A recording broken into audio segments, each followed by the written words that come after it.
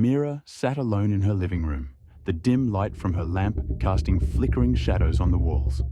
The house was quiet, too quiet. It had been this way for weeks, ever since she had inherited her grandmother's old almirah. The dark wooden wardrobe stood ominously in the hallway, its presence unsettling, as though it didn't quite belong. It wasn't the almirah itself that bothered Meera, but the shadow it cast. Every night, as soon as the sun went down, its shadow would stretch along the floor, twisting and bending unnaturally. At first, she chalked it up to her imagination, but lately it had become worse.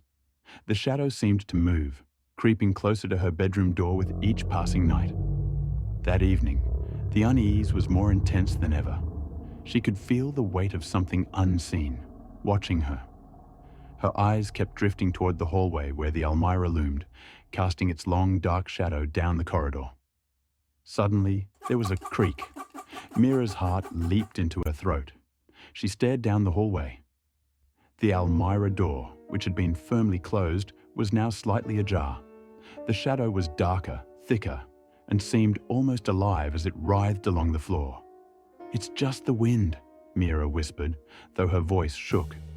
But deep down, she knew better. This was no ordinary shadow. Her grandmother had always said the almirah was special, passed down for generations, but she had never mentioned the eerie presence that came with it. Her phone buzzed, pulling her attention. It was Priya, her best friend, calling to check in. Meera answered quickly, her voice low and shaky. "Priya, something's wrong. That shadow, it's moving again." "You're scaring yourself, Meera. It's just an old piece of furniture." "Why don't you get rid of it?" Priya replied, trying to reassure her. Before Meera could respond, the lights flickered and the phone went dead. Silence fell over the house again, and her breath caught in her throat. The shadow was now at the threshold of her room. It moved with purpose, as if it was trying to get closer. Panic surged through her. She grabbed a flashlight and bolted toward the almirah, her hands shaking as she flung the door open. Inside, there were only clothes and a few trinkets from her grandmother. But the shadow, still there, seemed to crawl out from the very seams of the wood. Suddenly, everything made sense. The shadow wasn't coming from the almirah. It was the almirah. The dark, twisted figure she had feared for weeks was nothing more than a distortion of her own mind, magnified by the sinister, hulking presence of the ancient wardrobe.